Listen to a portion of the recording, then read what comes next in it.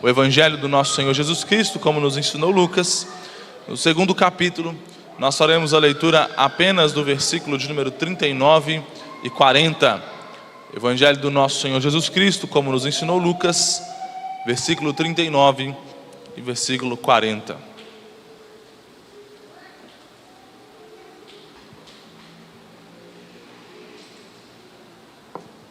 Diz assim a santa palavra de Deus: cumpridas todas as ordenanças segundo a lei do Senhor, voltaram para a Galiléia, para a sua cidade de Nazaré.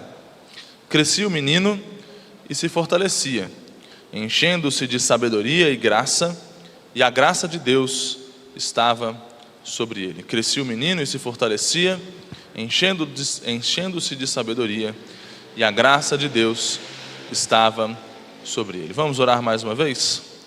Gracioso Deus, a sua palavra foi lida, foi exposta, e diante dela, Deus, nós clamamos ao Senhor que fale com o seu povo. Eu me incluo, Deus, no seu povo, e peço ao Senhor que fale não só ao coração dos meus irmãos que me ouvirão nessa noite, mas também fale ao meu coração. Pai, se há qualquer palavra, ou qualquer pensamento, ou qualquer argumento que será utilizado aqui nessa noite, que não procede da tua poderosa, do seu trono de graça, que não vem da parte do Senhor, que o Senhor me cale, que o Senhor tire-os diante dos meus olhos, para que o teu povo ouça apenas a sua voz e a sua palavra. É o que nós oramos, no nome de Cristo Jesus. Amém. Meus irmãos, nós estamos estudando o Evangelho do nosso Senhor Jesus Cristo, como nos ensinou Lucas, e o tema geral da nossa exposição é o que de fato aconteceu. O Evangelho de Lucas tem essa peculiaridade, esse objetivo maior de dar uma exposição ordenada dos fatos. Lucas está escrevendo para Teófilo, o mesmo destinatário do livro de Atos, e Lucas tem uma particularidade de tentar ordenar de forma cronológica os acontecimentos que ele ouviu e que ele buscou saber de testemunhas oculares. E nós já passamos por essa exposição, por alguns textos dos mais ricos possíveis, como os Cânticos da Natividade, o Magnificat, o Cântico de Maria, o Benedictus, Cântico de Zacarias, o Cântico de Simeão, que é o Nunc Dimittis, em latim. E todos esses textos, esses belos textos, essas belas canções que Lucas registra no seu Evangelho, todas elas estão contando os primeiros dias do nosso Senhor, os primeiros dias do menino Jesus, do menino que nos nasceu na terra.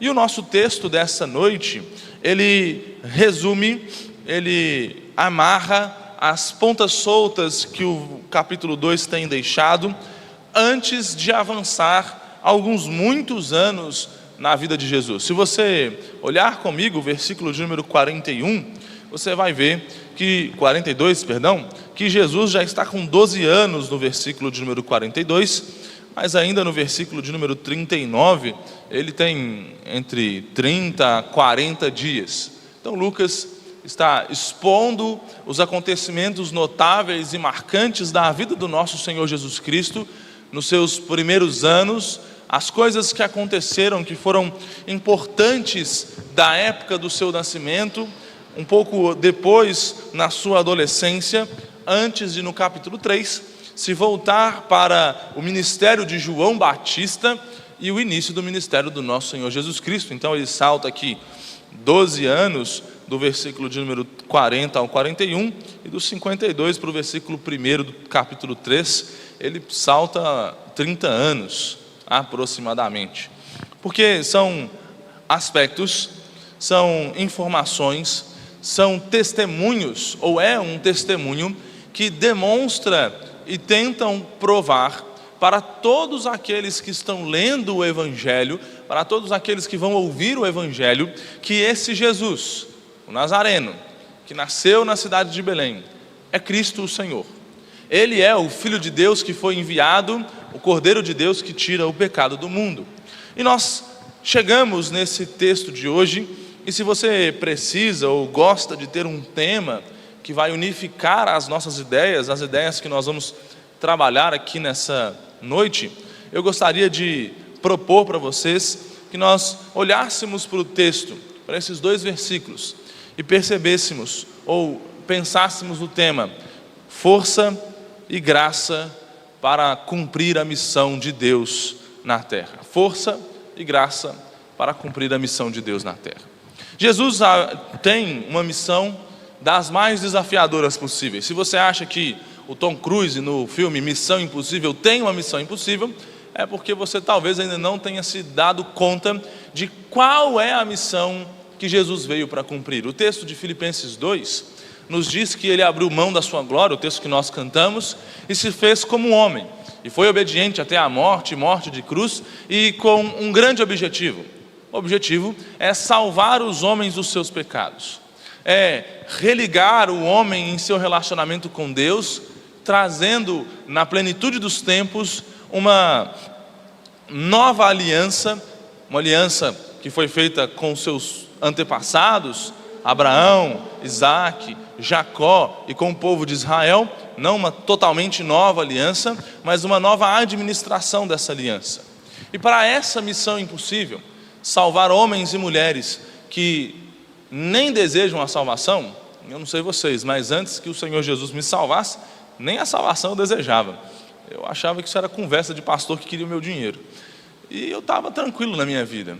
E para salvar homens e mulheres que não precisam de salvação, ele precisa ser preparado, ele precisa ser fortificado, e nós olharemos que tanto Jesus quanto nós precisamos de força e graça diante de Deus para que possamos cumprir a missão dele na terra. O versículo 39, nos começa dizendo que tendo todas as ordenanças segundo a lei do Senhor sendo cumpridas, Jesus, Maria e José voltaram para a Galileia, para a região da Galileia, para a cidade de Nazaré. Quais são essas ordenanças que foram cumpridas por Jesus, pelos seus pais, ou pelos seus pais em Jesus, o menino Jesus, o nenê Jesus?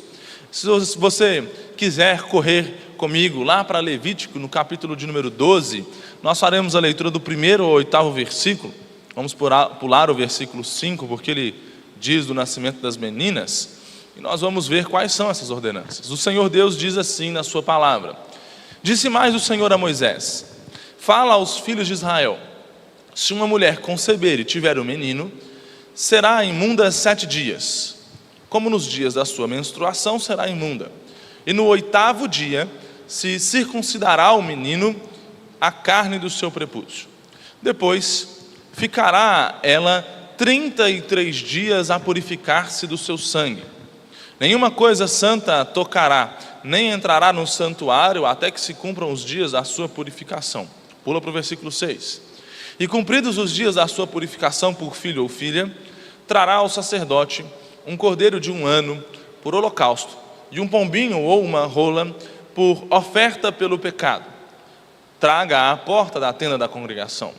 O sacerdote o oferecerá perante o Senhor, e pela mulher fará expiação, e ela será purificada do fluxo do seu sangue.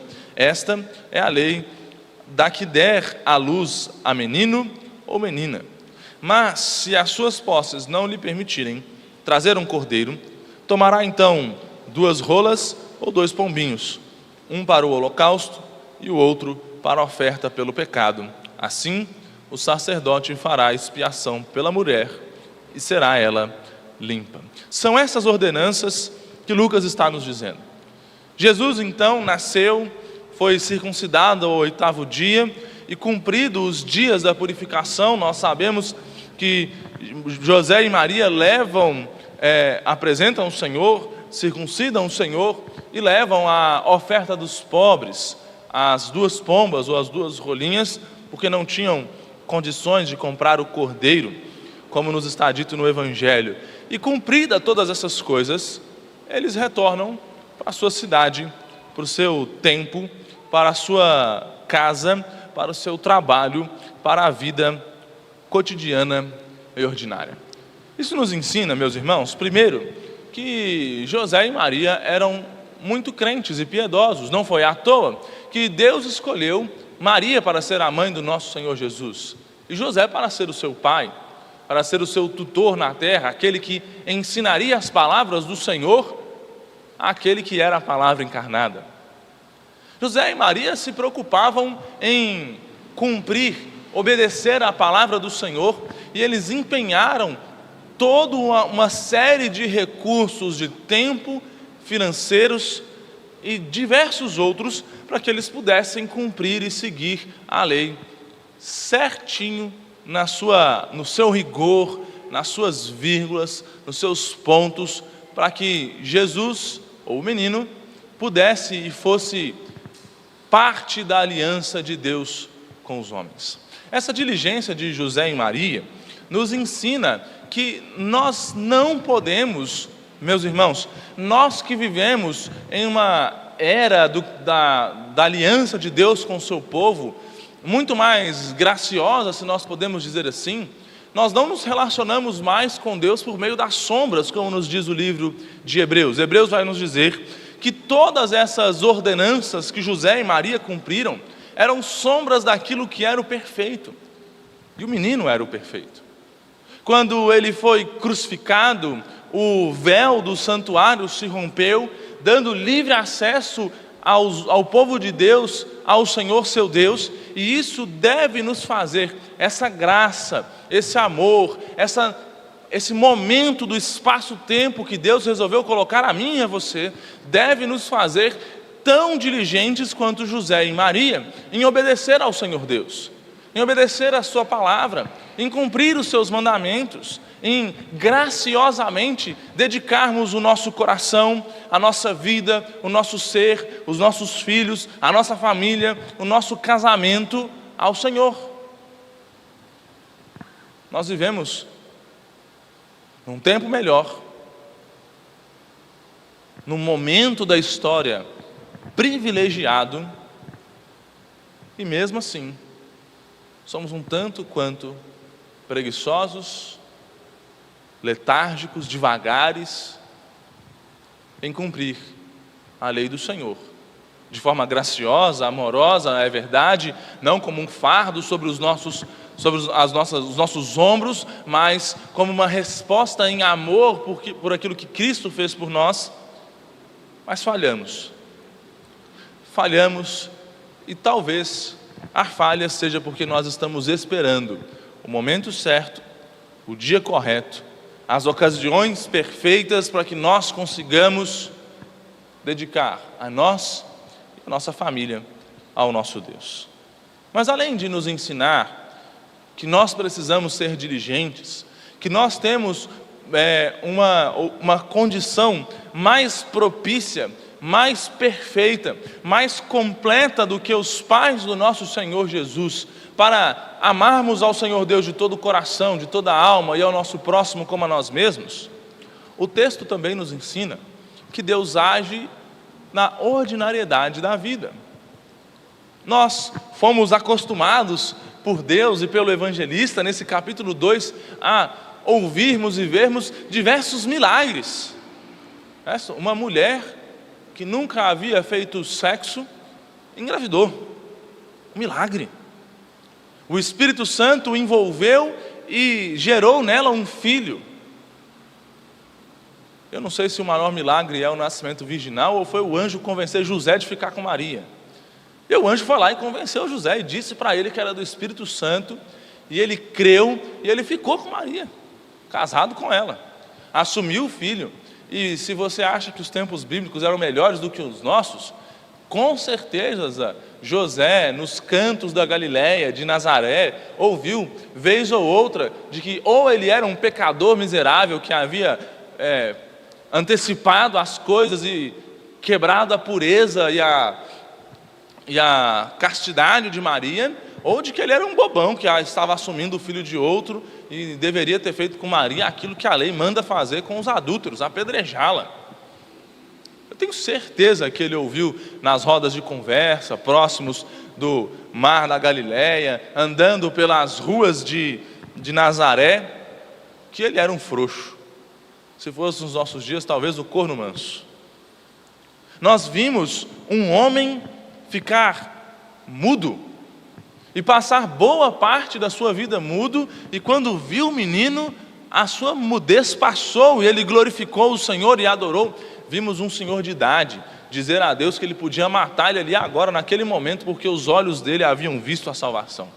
Um coral de anjos, numa noite talvez quente como esta de Belém, aparecendo para um conjunto de pastores e cantando glória a Deus nas alturas, paz na terra aos homens a quem ele quer bem. Magos que vieram do Oriente e, seguindo uma estrela, encontraram um menino deitado numa manjedoura e o adoraram como o rei de Israel. O Senhor Jesus livrando Maria e José da noite sanguinária da matança dos meninos quando foram ao Egito, e trazendo-os de volta no momento propício para que eles pudessem obedecer à lei do Senhor. E nós podemos ficar com uma falsa impressão de que Deus atua apenas nas coisas que são extraordinárias, sobrenaturais, mas Deus opera principalmente nas coisas ordinárias e naturais e comuns, e às vezes até mesmo entediantes e chatas da nossa vida. O menino Jesus, o milagre, o Verbo encarnado, o Deus Filho que abriu mão da sua glória e se fez homem, foi embora com seus pais para a Galileia, para a cidade de Nazaré. E o português não nos ajuda muito quando nós lemos que o menino crescia, se fortalecia e se enchia de sabedoria, de força e de graça, porque a língua original nos dá uma intenção de algo que é feito continuamente, no dia a dia. A cada dia o menino crescia, o menino se tornava mais sábio, o menino se fortalecia, e a graça e o favor de Deus estavam com ele.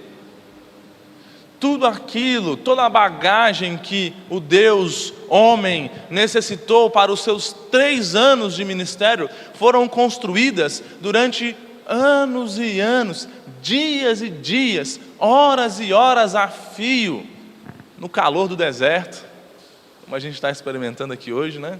Só uma vírgula, eu gosto de dizer que Deus manda o calor para a gente querer mais ir para o céu, porque se aqui está quente, imagina lá, e tem fogo perto da gente. Dia a dia, no ordinário, no comum, foi fortalecendo e se enchendo de graça e adquirindo sabedoria por meio dos ensinamentos de José, de Maria, dos mestres das sinagogas, dos rabinos, através da leitura da palavra, da oração, da dedicação, das coisas que eu e você somos chamados a fazer. Às vezes nós perdemos, meus queridos, a noção do quão profundo ou de quão profunda foi a humilhação de Cristo e a sua encarnação. A gente escuta uns evangelhos apócrifos aí, dizendo que Jesus curou os passarinhos, quando o passarinho chegou com a asa quebrada lá, e nós nos esquecemos de que não, de que o menino Jesus, e esse texto mostra para a gente isso, o menino Jesus era um menino comum. Qual a diferença? Que ele não pecava, mas era uma criança normal. Talvez se estivesse no nosso meio, ou se nós fôssemos habitantes de Nazaré, galileus do século I, nós olharíamos para ele e falaríamos assim: bom, José pode ter sido meio bobo quando resolveu casar com Maria, mas um bom pai ele é, porque olha como o menino é educado. Olha, não responde o pai e a mãe, obedece, gosta de ler a Bíblia, ora, é dedicado nas coisas do Senhor. Mas um menino comum, como eu fui, como você foi, como seus filhos são.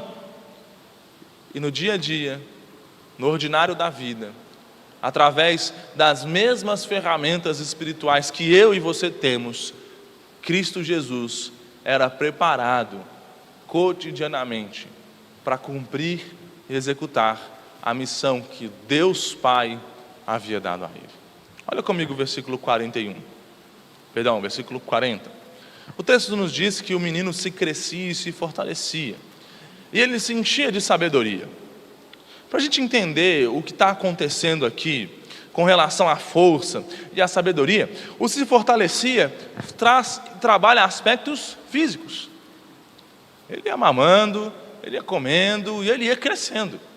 Jesus seria, por muitos anos da sua vida, carpinteiro. Alguns estudiosos vão dizer que o ofício de carpinteiro na época de José seria mais parecido com os nossos pedreiros do que com os nossos carpinteiros. Mas ele precisaria de força.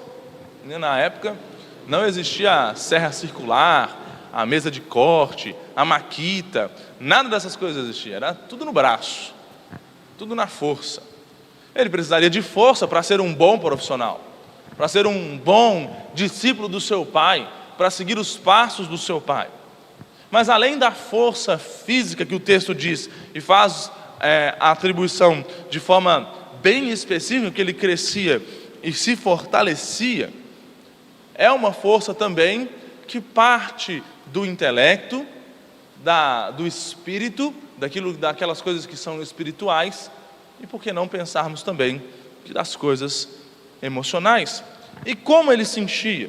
Como ele se fortalecia, enchendo-se de sabedoria, enchendo-se de uma espécie, de um tipo de conhecimento muito distinto do tipo de conhecimento que nós nos preocupamos em passar para os nossos filhos. A maior parte dos pais dos dias de hoje quer que os seus filhos sejam inteligentes e tenham uma boa educação. Então ele tem que saber, o que a gente se preocupa é se ele sabe a fórmula de Bhaskara, se ele sabe, eu acho que eu compliquei a nossa intérprete ali com a fórmula de Bhaskara. A gente quer saber se ele sabe o português, as orações coordenadas e todas essas coisas. A gente se importa se a nota no boletim veio azul ou veio vermelha, se ele decorou aquela lista de capitais dos estados brasileiros, se ele sabe onde fica a maravilhosa cidade de Belo Horizonte, ou BH, do pastor que prega para vocês hoje, ou se ele acha que ela fica lá do outro lado do universo. Quando a gente devia estar mais preocupado era com outro tipo de conhecimento, que é a sabedoria que o texto nos diz. As Escrituras, nós podemos resumir o termo sabedoria nas Escrituras como a arte do bem viver, o conhecimento aplicado, saber e não permanecer apenas no saber, mas viver de acordo com aquilo que se aprende, que se estuda, que se lê e que se dedica. Nós podemos pensar, por exemplo, que os verdadeiramente sábios nas Escrituras são aqueles que possuem domínio próprio, são aqueles que são pacientes, que são ensináveis, são receptivos à instrução, têm o seu coração ensinável. Isso é uma boa qualificação. Aquela pessoa que, quando está executando uma tarefa e ela erra, ela está ok em receber uma crítica construtiva. E alguém dizer para ele, falar: meu irmão, não é assim, você fez errado, não é desse jeito, não é dessa forma, não é por esse caminho, não é com essa motivação, mas é dessa outra forma, desse outro jeito, com essa outra motivação, dessa outra maneira. Ele também é receptivo à disciplina, e aqui é um longo e árduo trabalho com os nossos filhos, fazê-los receptíveis à disciplina, e até com o nosso coração. A gente não gosta de ser disciplinado. Normalmente, na vivência da igreja, quando alguém é disciplinado, a gente já espera que aquela pessoa vá embora, nem fique, nem seja restaurada, porque ele vai ficar com vergonha, ele vai ser rebelde, não vai querer ser disciplinado, quando a disciplina do Senhor é uma bênção nas nossas vidas, nos traz de volta para os seus braços de amor. Além de ser paciente, ter domínio próprio, receptivo à instrução e à disciplina, o sábio na Bíblia, ele é caracterizado pela sua humildade, prudência, generosidade, cautela, enquanto os insensatos são caracterizados como imprudentes, soberbos, que prejudicam a si e aos outros. E ao contrário deles, os que possuem a sabedoria verdadeira são honestos, esquivam-se do suborno, da extorsão, da desonestidade na vida familiar e nos negócios. É um homem que teme o Senhor. O nono provérbio, versículo 10 diz: o temor do Senhor é o princípio da sabedoria, e o conhecimento do santo é prudência. Jesus crescia, se fortalecia e enchia-se de sabedoria. Enchia-se desse conhecimento prático, do temor do Senhor.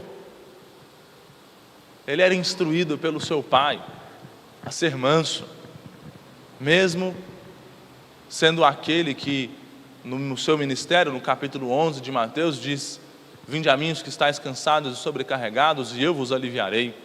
Tomai o meu jugo, que é suave, porque eu sou manso e humilde de coração. Ele crescia e era instruído e enchia-se de sabedoria, enchia-se de paciência, mesmo sabendo que ele é um Deus longânimo, tardio em irar-se. Acredito que aqui é porque Deus sabia que ele precisaria lidar com 12 discípulos, e com Pedro de forma mais específica. Ainda teria que ser paciente. Ele ia crescendo, ia se enchendo, se tornando pleno de sabedoria. Cada dia que passava, ele sabia mais, ele aprendia mais, ele temia mais ao Senhor, ele obedecia mais ao Senhor. E nós não podemos excluir, é claro, a divindade de Cristo Jesus, porque Ele é homem, Ele é Deus, mas como homem, são estas coisas, esse crescer a cada dia, que o preparou.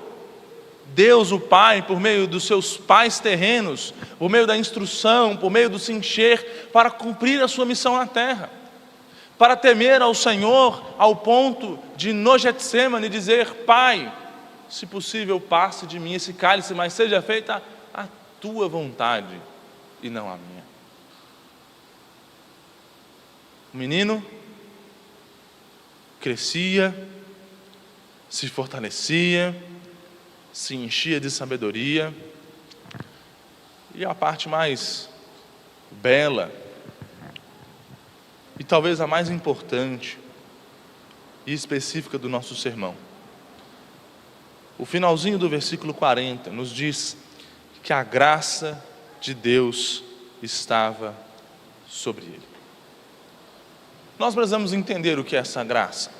Graça nas Escrituras pode fazer referência à graça que salva, à graça salvífica, ou à graça comum, a graça que cuida, que protege, que nutre e que é derramada especialmente aos filhos de Deus, mas é derramada a todos os homens. O sol nasce sobre os justos e injustos, a chuva cai na lavoura daquele que é crente e na lavoura daquele que é ímpio.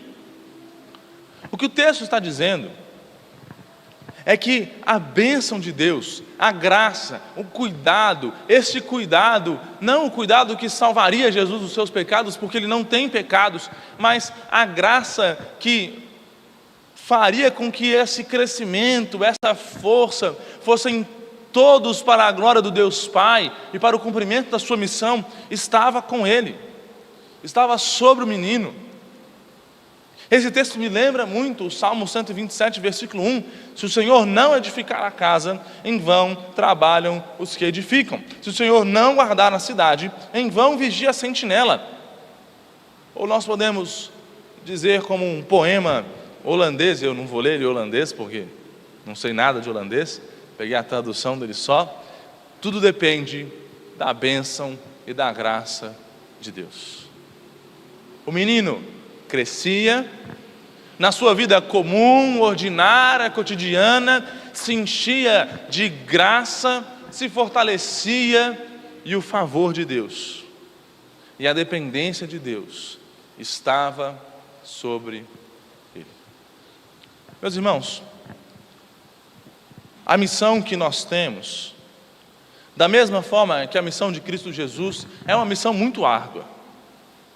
É uma missão que exige de nós dedicação, tempo, investimento de recursos financeiros, pessoais, familiares, muita dedicação.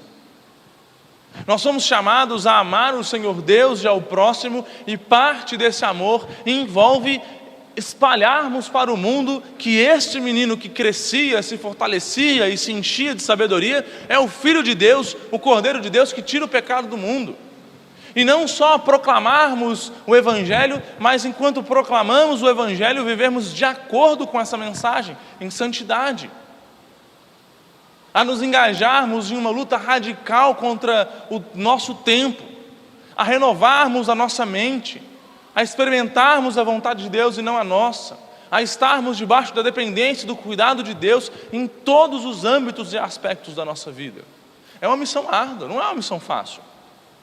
Nós lutamos contra o nosso pecado, nós lutamos contra o pecado do nosso cônjuge, lutamos contra o pecado dos nossos filhos, dos nossos chefes, do pastor da igreja, do conselho, dos irmãos, do pessoal que devia fazer as coisas que não estão fazendo. Nós lutamos contra muitas coisas. É uma missão árdua, é uma missão difícil. Nenhum pastor acha que é fácil ser crente. O pastor Daniel gosta de dizer que Deus só fez a gente pastor porque se a gente não lesse a Bíblia todo dia, a gente já tinha desviado há muito tempo. Então é difícil para a gente também, porque a nossa missão é anunciar o Evangelho para vocês, olhando para as nossas falhas e para o quanto nós falhamos em cumprir aquilo que nós estamos ensinando. É árduo, é difícil, às vezes cansa, às vezes, mesmo crentes de carreira, precisamos ouvir do Senhor: vinde a mim os que estáis cansados e sobrecarregados, e eu vos aliviarei. E para essa missão que a igreja, como um corpo de Cristo, para imitar o Senhor Jesus, tem para fazer, nós precisamos crescer, nos fortalecer, sermos cheios de graça. Mas apesar de todas essas coisas, junto com todas essas coisas, potencializando todas essas coisas, dando força para todas essas coisas, nós carecemos, necessitamos e precisamos da graça, do favor imerecido, da bênção de Deus sobre nós. Porque senão, a gente vai edificar em vão, porque é o Senhor quem edifica a casa. Porque senão nós vamos vigiar, e na hora que precisar estar vigiando, a gente já está dormindo, porque é o Senhor quem vigia a casa. Eu não estou dizendo que você tem que sair daqui e não vai fazer nada, e agora vai entregar-se totalmente ao Senhor Deus, e se Deus não fizer, eu tampouco farei. O que eu estou dizendo é que nós precisamos nos esforçar muito para cumprirmos a missão que Deus nos deu. Precisamos mesmo, precisamos nos dedicar, precisamos dizer não, precisamos fazer as contas direitinho para continuar fiel nos dízimos e nas ofertas, precisamos lutar contra o pecado, sermos radicais às vezes. Se o problema é a pornografia, não usar mais telefone, computador, tablet, smartwatch, nada sozinho sem ninguém por perto. Se o negócio é mentira, lutar contra a língua para deixar ela presa dentro da gaiola da boca, para não falar nada, porque é melhor não falar nada e só ouvir do que mentir um monte. Nós precisamos nos esforçar muito, mas no meio desses esforços, para chegarmos até o reino celestial, para estarmos com Cristo para sempre, para finalmente encontrarmos descanso para a nossa alma, nós precisamos fazer todas essas coisas debaixo da dependência, do favor e da graça de Deus. Porque é Ele quem executa em nós o querer e o efetuar. Porque é Ele que derrama as suas bênçãos e nos dá as ferramentas necessárias para que, como o menino Jesus, eu e você possamos crescer, nos fortalecermos, sermos cheios de sabedoria, para cumprirmos a árdua missão e tarefa que nós temos diante de nós. Nós precisamos do favor de Deus. Nós precisamos da graça do Senhor. Nós precisamos da bênção de Deus. Porque o próprio Jesus não tinha as melhores das condições. Natanael, em João, capítulo 1, versículo 46, nos diz: de Nazaré pode sair alguma coisa boa. Nazaré não era o melhor dos bairros. Nós sabemos que a família de Jesus era uma família humilde, não tinha os melhores recursos. Entretanto, apesar das condições da vida, dos recursos financeiros, da casa e do bairro que se mora, quando a graça de Deus está conosco, todas essas coisas não significam nada para o Deus que faz o impossível. Eu tenho certeza, meu irmão, certeza absoluta, que o melhor cenário fosse que você tivesse dinheiro para pagar uma boa educação para os seus filhos, que você tivesse tempo para você conseguir cuidar bem da sua casa, que você tivesse uma série de condições perfeitas e utópicas para conseguir fazer o melhor que você tem para Deus. Tempo para ensaiar, assim, umas 3 horas por dia para você tocar o seu instrumento, chegar aqui no domingo afiado, umas 3 horas por dia para você conseguir preparar, né? A gente vai fazer devocional e a gente quer preparar, arrumar a mesa, aí liga o ventilador, passa o café, assa o pão de queijo, bota lá do lado, os meninos não podem estar gritando, não pode passar uma moto barulhenta na rua, senão a gente tem que começar de novo. Seria tão bom se tivesse isso todos os dias. Mas apesar de tudo isso, apesar das condições ideais para que você possa ser fiel ao Senhor, seguir a missão, anunciar o Evangelho, ser fiel nos dízimos, ser santo na sua vida, não fique esperando o tempo correto não, meu irmão, não fique esperando as condições corretas não, porque o que nós precisamos não são as condições corretas, o que nós precisamos é a bênção e a graça de Deus sobre as nossas vidas.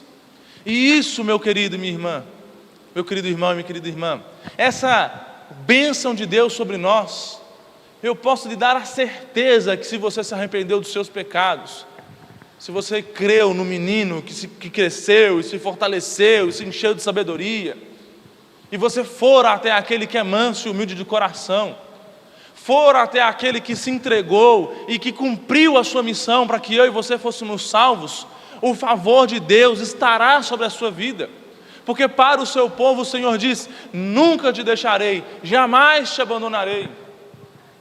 Ele mesmo disse que independente das condições, das situações, das circunstâncias, do bairro, da casa, do dinheiro, da quantidade de filho, do marido ser bom, da esposa ser boa ou não ser, de que todas as coisas cooperariam para o nosso bem, de que nós poderíamos olhar para todas essas coisas e falar como José: tu intentastes mal contra mim, mas o meu Deus tornou o mal em bem.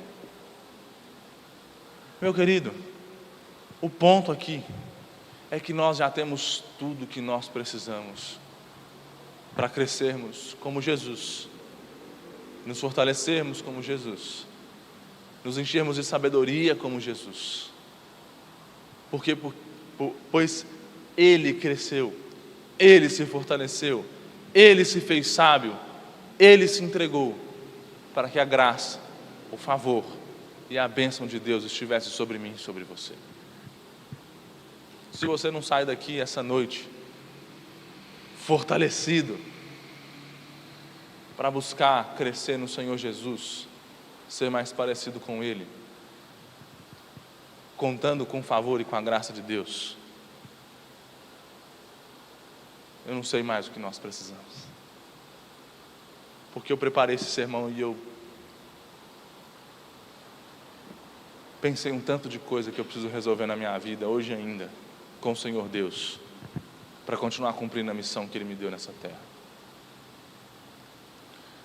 Eu gostaria de te dar uns minutos para que você feche seus olhos e ore ao Senhor Deus. Se você é pai, marido, homem, líder do lar, ore para que o favor de Deus esteja com você, com a sua família, com a sua esposa, com seus filhos.